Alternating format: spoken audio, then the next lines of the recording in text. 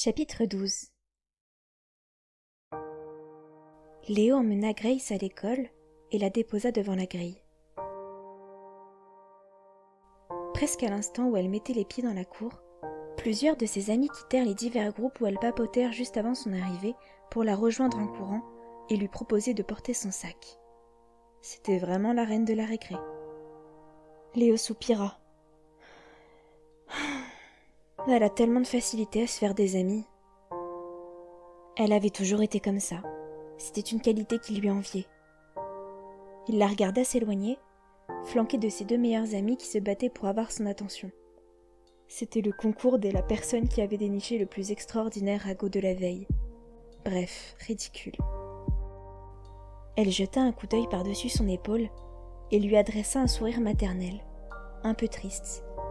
Un sourire qui semblait vouloir dire « Essaye de faire un effort aujourd'hui, d'accord ?» Il agita la main et attendit qu'elle ait disparu dans le bâtiment. Il avait bien envie de sécher les cours aujourd'hui. Après son insomnie de la nuit précédente, il se sentait complètement épuisé. Les quelques mots échangés avec son père sur Messenger avaient longtemps trotté dans son cerveau. Et sa tête souffrait de terribles élancements depuis qu'il s'était levé. En général, sa mère était plutôt clémente quand il s'agissait de ses migraines. Elle savait parfaitement qu'elle pouvait être violente et lui donner la nausée parfois. Ils étaient allés voir le docteur, il avait eu un test de la vision et même un scanner. Apparemment, ses yeux allaient très bien, et le scan n'avait rien révélé d'inquiétant. Le docteur en avait même conclu que c'était probablement une affaire de stress, peut-être une réaction aux récents événements, la séparation, le déménagement, le changement de lycée et tout ça. Il leur avait aussi raconté qu'il voyait beaucoup d'étudiants avec les mêmes symptômes chaque année à l'approche des examens. Sa mère l'avait alors emmené voir une thérapeute qui lui avait plus ou moins dit la même chose, sauf qu'à la place de médicaments, elle lui avait prescrit de tenir un journal. Écoute Léo, dans ton journal, je voudrais que tu écrives à ton père. Parle-lui. Raconte-lui ce que tu ressens, ce qui t'embête. Écris-lui comme si tu pouvais lui parler en face. Quelques phrases par jour, c'est tout. Il en avait donc acheté un, mais il ne l'avait pas encore ouvert.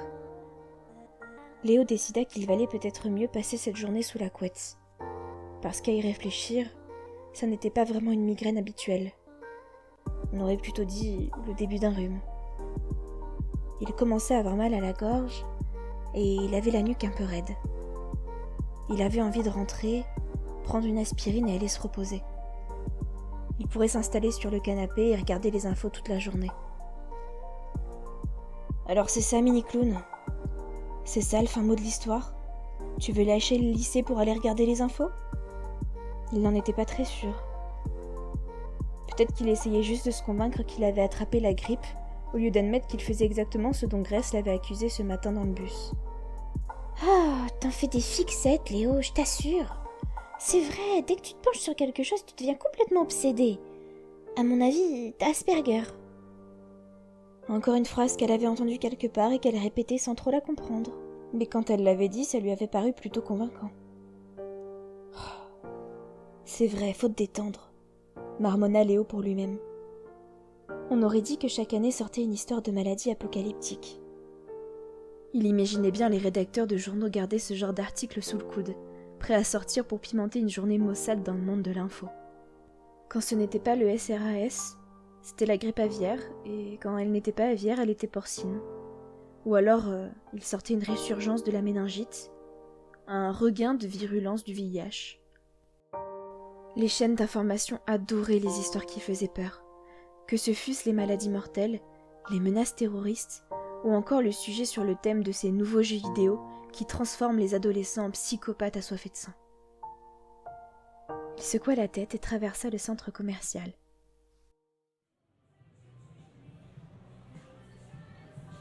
Les informations qu'il regardait désormais contrastaient fortement avec ce dont il avait l'habitude dans le New Jersey. Comme Fox et CNN, les présentateurs de la BBC semblaient beaucoup moins nerveux que leurs collègues américains.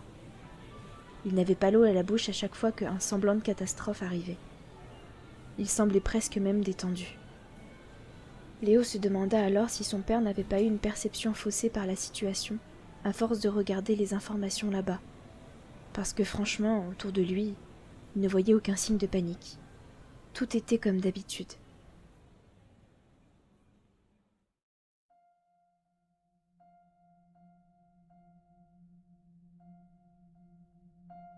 En passant devant la vitrine d'une boutique de gadgets électroniques, il aperçut une grande tablette dont l'écran diffusait la chaîne d'information Sky Neo 24. Un bandeau défilait en bas de l'écran, sous l'image d'un reporter en mission.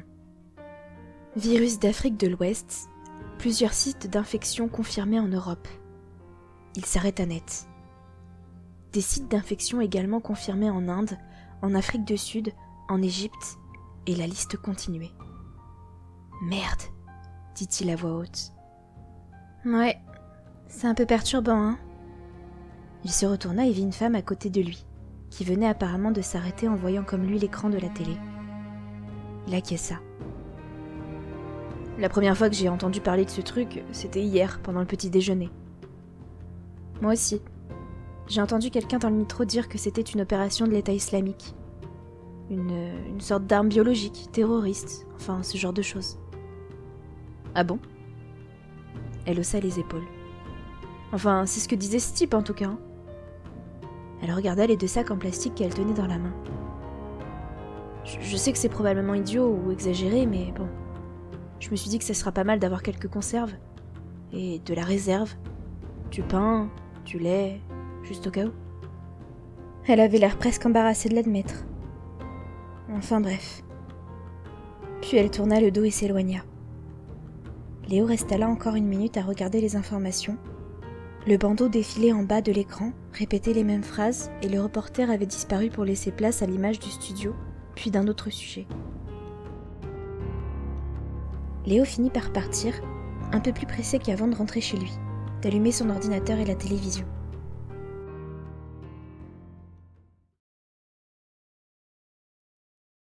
« 20 minutes plus tard, il était installé sur le canapé, enroulé dans une grosse couverture, son ordinateur portable sur les genoux et la télécommande à la main. Il prit une gorgée de la tisane brûlante qu'il s'était préparée, en essayant de se convaincre que tout cela n'était qu'un début de rhume, et non le prémisse d'une formidable migraine. Il mit la télé sur le CNN, la chaîne internationale d'information qui diffusait depuis les États-Unis. Là, contrairement aux journalistes de la BBC et de leur flegme britannique, les présentateurs ne parlaient que du virus. Ils l'avaient surnommé le Super Ebola, à défaut d'un nom plus scientifique. À l'écran, Léo vit une carte du monde avec des petits points rouges un peu partout. Il y en avait une 30aine ou une 40aine, pas particulièrement regroupés autour d'une ville ou d'un pays, mais uniformément répartis. Il examina la carte, quand d'autres points apparurent, comme dans un dessin animé. Léo songea que si cette histoire n'avait pas été aussi grave, les ingénieurs du son auraient sûrement rajouté un effet sonore rigolo à chaque nouveau point. Il ouvrit la page internet Regard Noir.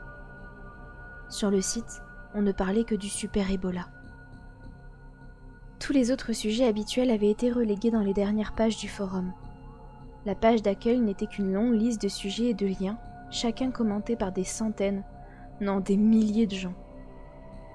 De nouveaux foyers d'infection semblaient apparaître partout dans le monde, et on faisait circuler des rapports de quasi tous les pays, ainsi que des photos prises par des téléphones. Léo cliqua sur les images. La plupart étaient de mauvaise qualité, floues, tremblotantes, pixelisées, des photos prises par des gens effrayés. Les images étaient vraisemblablement toutes les mêmes. Des rues parsemées de piles de vêtements. En arrière-plan, seules les plaques d'immatriculation des voitures changeaient. Les langues sur les panneaux de circulation étaient différentes, mais dans toutes les photos se jouait quasiment la même scène. Des tas informes de vêtements, probablement des corps, étendus sur la route, en train d'entrer ou de sortir d'une voiture ou d'un bâtiment. Dans les images prises un peu plus posément, celles qui étaient les plus claires, Léo remarqua quelques détails curieux. Les cadavres semblaient vieux, comme si ça faisait déjà très longtemps que ces gens étaient morts. Cela lui rappelait ces photos atroces de corps exhumés dans les fosses communes en Syrie ou en Bosnie. des squelettes de matière humaine en décomposition. Dans une photo, il vit les cadavres d'une famille entière étendus sur le carrelage clair. Ils semblaient curieusement liés les uns aux autres par un réseau de lignes sombres, comme si quelqu'un avait photoshopé une toile d'araignée sur l'image. « Oh mais qu'est-ce que c'est que ce truc ?» dit-il dans un murmure. Il commença à lire les commentaires et descendit jusqu'au dernier post du sujet le plus récent. Premier message posté à 11h37. C'est une purge à l'échelle mondiale. Ça se voit direct que c'est un massacre gouvernemental. Y a qu'à regarder les photos. On dirait les images de gazage au Kurdistan ou au Saddam. Ces histoires d'Ebola plus, c'est une arnaque, une diversion. Ça peut pas être biologique. C'est la guerre, l'arme chimique. Point. Autre message posté à 11h38. T'es con ou t'es complètement parano? Tu crois que c'est encore un coup du complexe militario-industriel, c'est ça? Les grands méchants capitalistes qui veulent détruire le monde? Abruti. On a des infections aux États-Unis aussi. C'est partout pareil. Autre message posté à la même heure. Je commence à flipper. Chez moi, aux informations, on nous dit rien du tout. Juste que tout est sous contrôle et qu'il ne faut pas paniquer. Un internaute enchaîne. Je n'ai pas vu de corps frais sur les photos. Ils ont tous l'air super vieux. Est-ce qu'on est sûr que ce sont de vrais corps au moins? Une réponse ne tarda pas à être postée. Mais évidemment que ce sont des vrais corps, gros con. Le virus fait comme Ebola, mais en 1000 fois pire. Il transforme les gens en liquide seulement en quelques heures. La réponse d'un médecin fit calmer les inquiétudes. Je fais un doctorat en microbiologie et je vous assure qu'il est impossible que ce soit un pathogène non chimique. La nature ne peut pas agir aussi vite. Un bon virus ne tue pas son hôte en quelques minutes. Ce serait idiot, parce qu'il a besoin de l'hôte comme moyen de transport et comme usine pour se reproduire au maximum. Donc, un virus qui tue aussi vite ne parviendrait même pas à se développer tout court. Il disparaîtrait avec le patient zéro. Un internaute inquiet répond. Et comment ça se fait que ce soit déjà partout cette merde? Ça doit bien venir de quelque part. Enfin, je veux dire, on doit pouvoir retrouver sa trace, non? Ça doit forcément passer par les avions, les aéroports, tout ça. À moins qu'il se transmette dans l'air. Mais bon, même à ce niveau-là, on aurait déjà un point d'origine. Quelques secondes plus tard. Je suis le seul à être flippé à la vitesse à laquelle ça se passe. Hier, à cette heure-là, on parlait du tout dernier cheval de Troie de l'iOS, et là, on dirait que c'est la fin du monde. Vous savez ce que je pense, moi? Que c'est une attaque synchronisée. Des terroristes, peut-être les connards de l'œil, postés partout dans le monde avec des fioles de ce virus cauchemardesque qu'ils ont lâché au même moment. Léo se frotta les yeux. Il ne se sentait pas bien du tout. Épuisé, ankylosé. Il avait mal dans les muscles, et même bien enveloppé dans sa grosse couverture, il n'arrivait pas à se réchauffer. L'espace d'un instant, un frisson de peur le traversa. Merde, si ça se trouve, je l'ai chopé. Il passa 5 minutes à parcourir le forum, terrorisé, en faisant des recherches sur le terme symptôme, ou premier symptôme, Ebola plus ou symptôme type grippe. Ces recherches ne donnaient rien. Bon Dieu, relax mini-clown, c'est un rhume, c'est tout. Il se sentait déjà mieux que ce matin, maintenant qu'il avait bu sa tisane. Franchement, si une tisane suffisait à te remettre sur pied, tu n'as probablement rien de grave, pas la peine de flipper, ok? Il était quand même épuisé, et il avait mal au crâne. Il finit sa tasse, s'allongea sur le coussin et décida de fermer les yeux pour se reposer. Il comptait somnoler 5 minutes, pas plus, puis reprendre sa lecture. Mais son esprit, embrumé, lui assura qu'il ne pouvait pas faire grand-chose pour l'instant. Lire des forums et regarder les infos n'allait rien changer au final. Il ne pouvait qu'augmenter son stress et faire empirer sa migraine. Il ferait peut-être mieux de faire une bonne sieste. Prends un peu de recul, abruti. Il était sûr que, le temps que son rhume passe, enfin si c'en était bien un, le temps qu'il soit revenu au lycée, les chaînes d'information et les complotistes 2.0 du monde entier seraient passés à autre chose et auraient trouvé une nouvelle histoire à se mettre sous la dent. C'est comme ça que ça marche, pas vrai Léo? La vie continue encore et toujours, et rien ne change jamais.